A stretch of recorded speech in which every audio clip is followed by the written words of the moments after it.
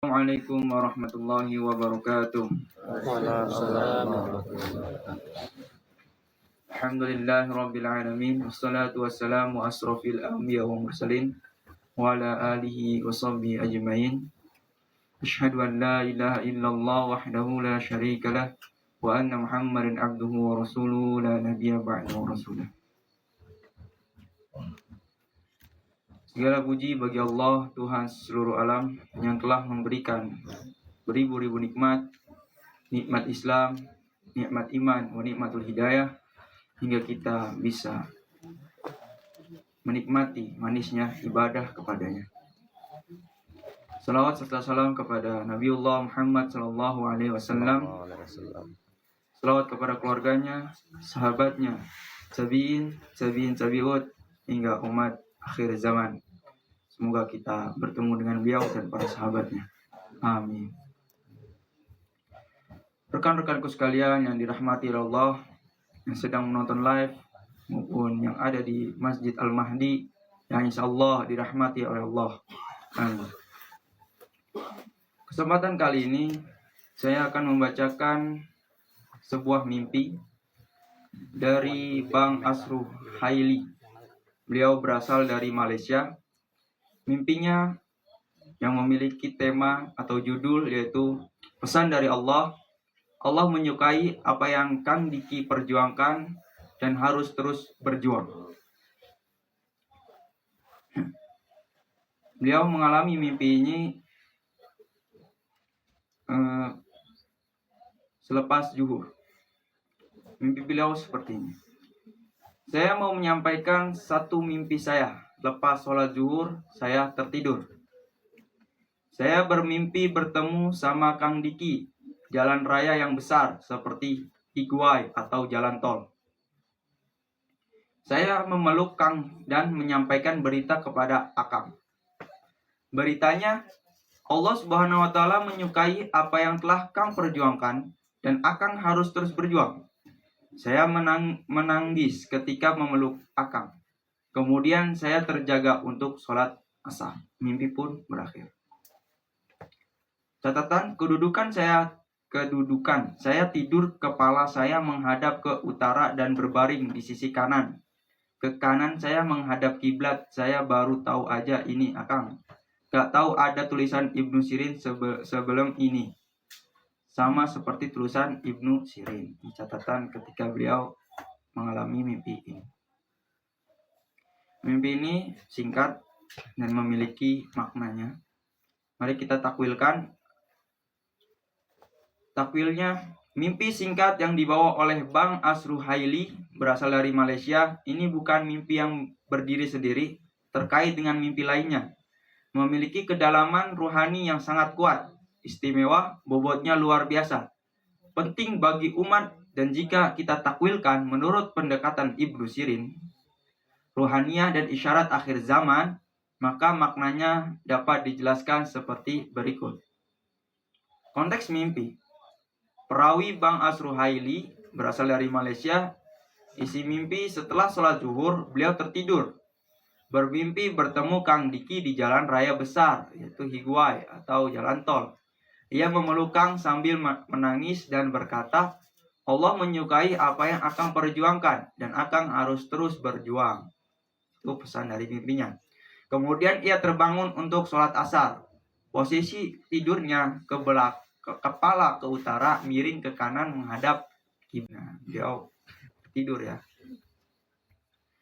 Menurut kajian Quran dan hadis, makna jalan raya besar dalam Al-Quran, jalan besar sering diidentikan dengan jalan kebenaran dan petunjuk ilahi, bukan jalan sempit hawa nafsu. Dan bahwa yang kami perintahkan ini adalah jalan-jalanku yang lurus, maka ikutilah dia. Dan janganlah kamu mengikuti jalan-jalan lain, karena jalan-jalan itu mencerai-beraikan kamu dari jalannya. Quran Surat Al-An'am ayat 153. Mimpi di jalan raya menggambarkan bahwa Kang Diki dan orang-orang di sekitarnya sedang berada di jalan besar Allah, bukan jalan yang menyimpang atau sektarian atau sekte baru. Dalam tafsir Isyari, jalan raya itu menandakan tarik dakwah yang luas lintas bangsa dan zaman. Ini juga sejalan dengan Quran surat Al-Fat ayat 28, bahwa Allah akan menyempurnakan agamanya di seluruh permukaan bumi. Makna pelukan dan tangisan. Ya kan tadi mimpinya ada pelukan dan tangisan. Ini maknanya. Pelukan dalam mimpi menurut Ibnu Sirin dan tafsir Qur'ani melambangkan ittihad atau penyatuan ruh dan kasih sayang di jalan Allah. Sesungguhnya orang-orang mukmin itu bersaudara. Quran surat Al-Hujurat ayat 10. Tangisan dalam mimpi yang disertai kedamaian bukan tanda kesedihan, tetapi tanda pembersihan ruh dan kelembutan hati.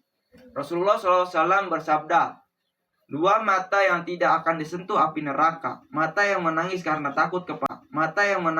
takut kepada bersumber dari limpahan ilahi, bukan emosi pribadi. Nah, tuh.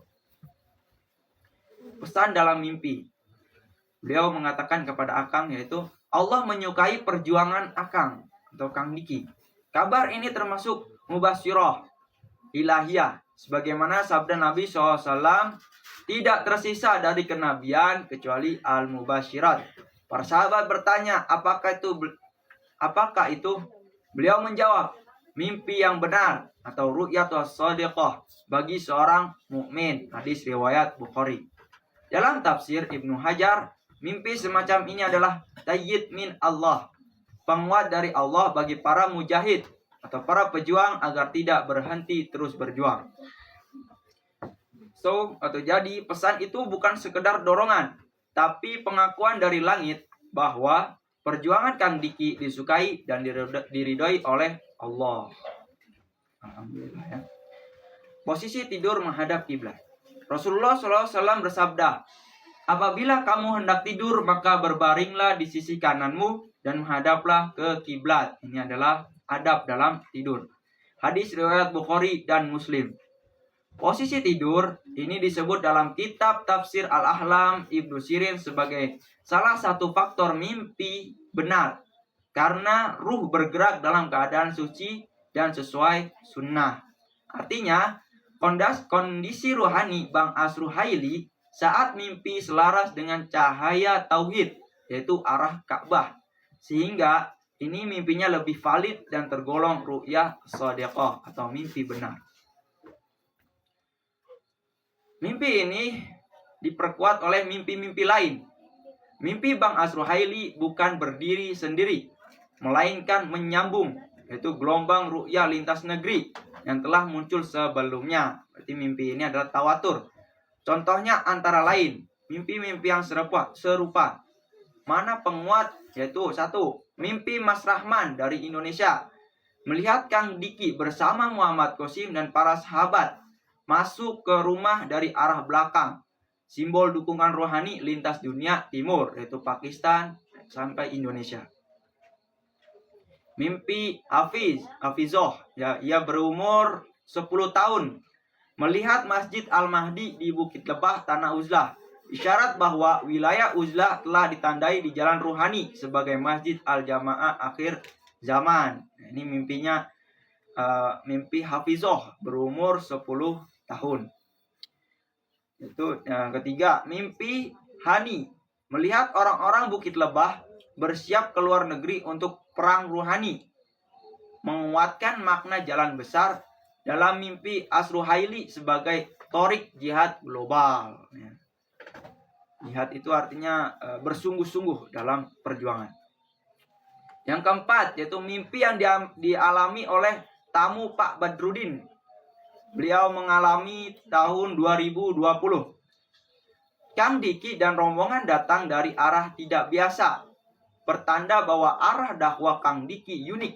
Tidak seperti mainstream tapi benar. Itu yang dialami oleh mimpi tamu Pak Badrudin.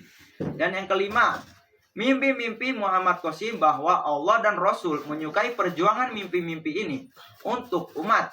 Penguat pola rohani bahwa Allah menurunkan sinyal cintanya kepada para pembawa risalah timur.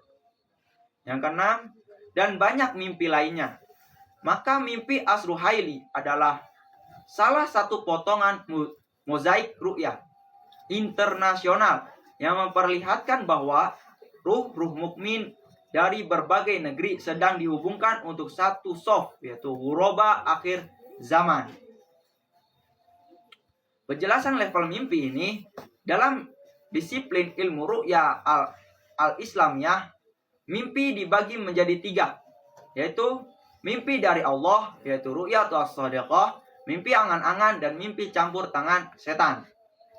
Mimpi Asruhaili tergolong level 1, yaitu ru'ya as-sadiqah mubashirah, karena memenuhi semua tanda.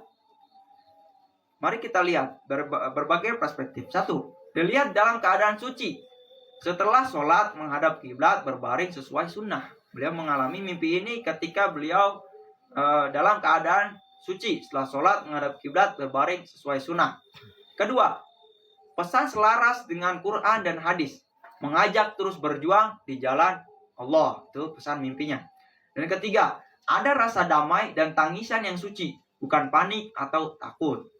Yang keempat, tidak mengandung simbol syirik, hanya mengandung tauhid dan ridho Allah. Yang kelima, diperkuat oleh ru'ya lain yang memiliki pesan serupa. Kesimpulan rohani.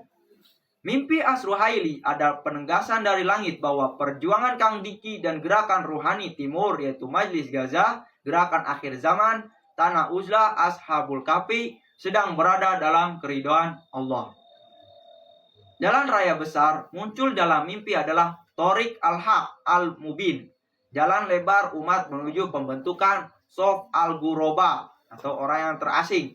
Tangisan dan pelukan adalah tanda cinta rohani lintas bangsa antara Malaysia, Indonesia sebagai isyarat pengabung Sof Timur.